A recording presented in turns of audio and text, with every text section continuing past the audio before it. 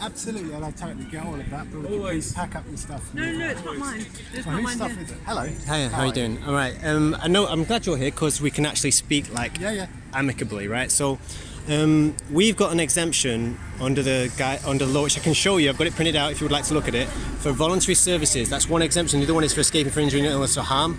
And we've had legal advice, and we've been told this is a perfectly valid exemption in the way that some people are exempt from wearing masks. Please, may I see a bit of paper? Yeah, certainly. Just hold on to that for a second. Yes, I will. Do you want me to put on gloves while I hand it over? I can show it to you if you want. You don't have to hold anything.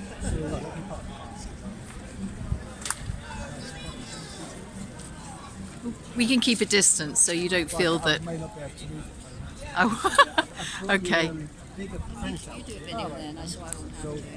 This is number 3, gatherings necessary for certain purposes. Number 4, and it's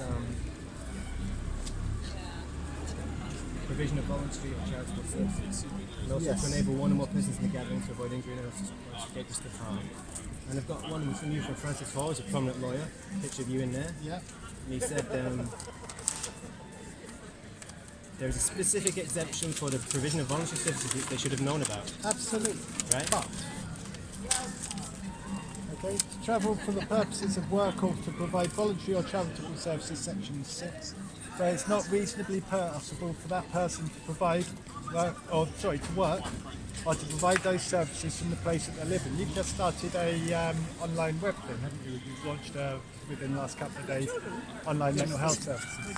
No, I haven't done that. Okay, well this charity might have done, but in No, any we're not a event, charity though. It's Section voluntary. 7 oh right, okay. But either way, section 7 states Go on. that during the emergency period, no person may participate in a gathering in a public place of more than 2 people except Yeah. where all the persons in the gathering are members of the same household, where the gathering is essential for work purposes, which it isn't, a funeral, which it clearly isn't, No, it's none of those. and where reasonably necessary to facilitate a house move, provide care or assistance to vulnerable people, Yeah, to provide I emergency do assistance. understand that. I've read that. Yeah, cool. But I'm saying, but the same way that you're obliged to wear a mask if you go into a supermarket, there are exemptions if you have certain, if you fall into You certain have categories. certain illnesses Right, and or- so I've just read out to you the exemption. So that after that's written in the law, you have this, which is exemption 3, and it specifically says there that it's to provide for the provision of voluntary services. And where it cannot be provided at home. well, we can't do or this at elsewhere. home. You can do it online though, can't you? No, people can't find it.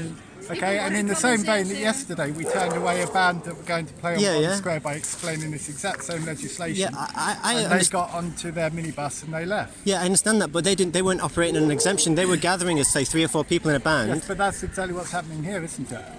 No, because it's an exemption for a gathering.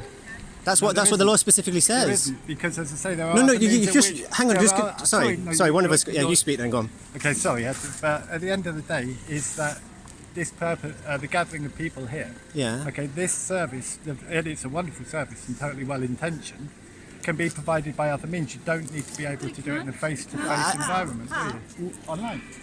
That's By Facebook. okay. Can you please explain to me why they put an exemption in the law that allows people to provide a voluntary service if they're all possible to do, in another way? But this is possible to do in another way because Well, it's not. Not everyone's online. Yeah, I'm Not not. everyone's got phones. We don't have their That's phone numbers. They don't But even. Sometimes lots they. of people have access to social media. You can put a public. Yeah, that's true, but not everybody. I had a person come past here the other day who was working for caring for people, old people, and he was going to get his vaccination, and he said, "Can you wait here because I want to speak to you?" And he come back and spoke to him for like a while. He didn't know of our existence, and how is he going to find us apart from walking past? No, I don't dispute any of that. Well, then But in the that case, sim- we the simple qualify for an point is- exemption. No, you don't, because Section 7 overrules that. The point is that you're providing a sort of voluntary service, if you will, but you're still encouraging people to gather. They're not of the same household. No, And that is can I clear just under dispute that Section one 7. point? We're not encouraging anybody to do anything. If they don't want to gather, they just keep walking. No, but obviously there are going to be those that feel, actually, do you know what, I want to take advantage of this service, Exactly, I which understand then the makes reason. that. But that's, whilst that doesn't is that make their mo- choice, Yeah. you're still arguably incited that very act. No, but that you just explained to us why our position is necessary, because there's people who realise they need someone to talk to as they walk past. You can't be here, I'm afraid. Can you please go? No, but But the preachers down the road, you're going to get them to Yeah, we'll go and see them next. Are you enjoying that? What? no, come on, Turning no, people he's away? I'm no. not being antagonistic. No, he's I'm not. being- I think I'd give him his due. Like he's fine. I don't think he'd be saying things to him like that. But But I disagree with you. But so the only way we can, but it's good that we've had this because the next step for us is to get a declaration of legality. Okay. Now, if you're going to move us on and ignore the law or to give a different interpretation to what we have, I respect that. Okay, we've had the discussion, and that's fine, right? So I'm not going to give you too much hard times. But we have now we can only get a declaration of it. Yeah, there's a difference of interpretation, as Jill just said, right? No. So that's fine. So we're here in a position of respect, right?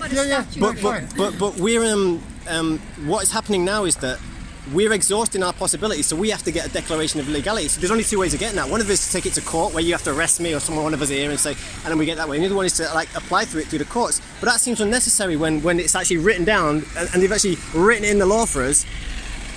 We have lawyers. I respect what you're doing. We have lawyers that are saying to us, you've got a very good argument for being there. And do you understand where we're coming from? So I believe this is arguable. As I say, when you talk about the statute, for example, it's quite a new statute. And statutes are kind of fleshed out by the courts, aren't they? And they become case law. So, of course, in this case, we've got a real mess where all the fines have been dropped. Apparently, all the fines have been unlawful. They've gone through the courts and they've all been dropped. We have a situation where it's very new law. And a lot of solicitors are making the argument that it's a bit too vague and it's been interpreted in lots of different ways by different police forces across the country. And we understand that because it's not a very easy law to interpret. But we really feel that there are different interpretations here. We're interpreting the statute one way, and a court could very well uphold what we believe we're doing here. Now, you're interpreting it another way. A court might uphold what you're saying and they might not. So it's in the balance, yeah. So we feel we're kind of at a stalemate. So, I'm not going to fall out with you or respect. No. We're not here to be argumentative. Right, exactly, yes. But another thing I just want to ask you. Earlier, we've been here since June. We've been here. We haven't missed 1 week apart from a couple of the bad weather days. And people have let us just be here because some reason we're not a public health risk and people like us being here. And you actually came up to me 1 week and you said, "How are you getting on?" You might not remember. You said, "How are you getting on?" And I said, "Oh, it's okay actually." And you said, "Do you get any confrontations with the public?" And I said, "Not really, because we like to avoid confrontations, and we just say we'll disagree to disagree." Yeah. So at that point, then we were I can't remember what it was we were discussing, but you actually came up and said that to me, and then you said, "If you have any problems, let me know. Let the police know." I've got to say I don't recall that. Well, I don't expect you to remember everything. So Yeah, fair enough. The simple fact is, under section, I think it's section 7. Please just pack up your stuff and go, and we'll go and have a similar conversation with the preachers up there. Can I just the restrictions are lifting, and they're doing they've got this kind of roadmap to freedom. I'm not making any comment about that. Yeah. It's going to change, isn't it? Because they're loosening. Potentially, I can't comment on what the future's going to hold. Because I want to know why we've been let do this for months and months and months. Suddenly. Again, that's not a conversation I'm going to get into. The simple fact is, I've explained my point of view. I'd like to pack up and leave. But it seems that question is. I think that's a perfectly valid question. A totally valid question. But as I say, I'm not going to talk about things that you state I said to you or colleagues' attitudes. It's kind of selective, is what we're pointing out there. But I've got one question. Go on, one more. Yeah. I know you've got to go and do stuff, but we've spoken once before, and we talked about the police constable's oath, and it says specifically in there about upholding human rights. Okay. Yeah. Now, I don't want to take issue again because you've been respectful, and I appreciate that. And there's one of your, it's not one of your colleagues; it's one of the PCSOs we have a real problem with. Or he has a real problem with us, is a better way of putting it. But the oath thing is really important, and I ask you again to consider that, because let's say we had a different kind of encounter here, we used a different police officer, and they said, "Oh, I'm going to arrest you," or whatever. I would once again remind you of the oath, because if you've taken an oath to uphold human rights, you're then in a position where you potentially could be acting like a malfeasance in public office, because you're taking. Right, but there's a specific point. I can't remember the exact wording of the coronavirus legislation that states this act doesn't supersede human rights unless it's. I think it's. You're still allowed to hold like a picket, Yeah. But anything else at the moment, coronavirus supersedes that. That's in the legislation, you say? I can't remember the exact wording, but there is a passage that refers to that specific point. Well, because I've listened to lawyers say that the European Convention for Human Rights supersedes that, common law supersedes that. Common law comes above the parliamentary statutes, and we've got parliament.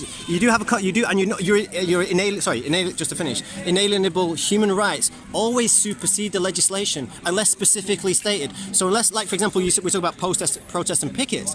For a protest, you can't just say you can't. It's not been specifically specifically outlawed. What's been outlawed is exemption's been the exemption's been removed. That's a difference. There's no law being passed saying that the common law right to protest, to gather, to freedom of speech. Either way, you're not exempt, so please pack up your stuff and I'll go and have. Oh, but we are. This is where our dispute is. I understand all of that, but I'll tell you what, I'll make you this pledge. Go on. Okay, obviously you dispute what I say. Yeah. I will now go after I'm done with everything Yeah, else. yeah. And bury my head in the book, so that if we find ourselves in this position at a later time, Yeah. hopefully one or other of us will think that we're more right than we are. Yeah, I appreciate one of us is going to be wrong, but I mean, and also as we said, it's in the balance. Like a court, one court could find one way, and one court could find right, another. That's the point of stated cases, isn't it? One stated case says Yeah. this will happen, Yeah. and then somebody else Yeah. goes, no, I'm not happy with But that. also, and then this stated case is- But the thing is here that I would say, like, or just thinking on my feet of what you said there, is that if you have an oath that's been sworn to uphold human rights, why are you not leaning to the side of the oath instead of leaning to the side of a government that maybe his motivations are not I quite. It's one of that this those is moments, I think, where it's probably best for the greater good. So I won't converse anymore. But the greater good, the greater good. I'll tell you what, What's I'll the tell greater you good? what, Can I just answer that very quickly? Yeah, okay. Okay, the greater good though is always best upheld by upholding the citizens' rights. I tell you what, when this The is all individual's over- rights is the greater good, when right this there. is- When this, over no. 1930. Okay, let you speak. When Sorry, this is all over, Yeah. and we are able to perhaps meet in a less confrontational way, yeah. No, constrained environment. Okay. Where perhaps the legislation may change on Boris's road to freedom and all the rest Yeah. of that. There's a coffee shop over Yeah, there. you said that last time. Right, That's when- your line. when- That's your line. You're working me. No, because that's what we do as neighbourhood policing. It's all about conversation. Okay. Okay, and then we'll sit down and we'll debate it out. Okay, I take you up on that. Right. But also, you should tell that PCSO Cameron guy because he doesn't have dialogue. He's got nothing. He's like contemptuous I'm of the not public. gonna comment I know you can't on my comment on him, comment. but I'm not asking you to comment on him. I'm not even I'm just going passing anywhere near his that public point. feedback. Public It's feedback. it was Okay, well, horrendous. thank you for making me There's aware. a rave on tonight if you want to go. You can come Where would along that and be? Thank you very much. You're Thank you. welcome. Take care. All right. That'd be great. All right. See ya.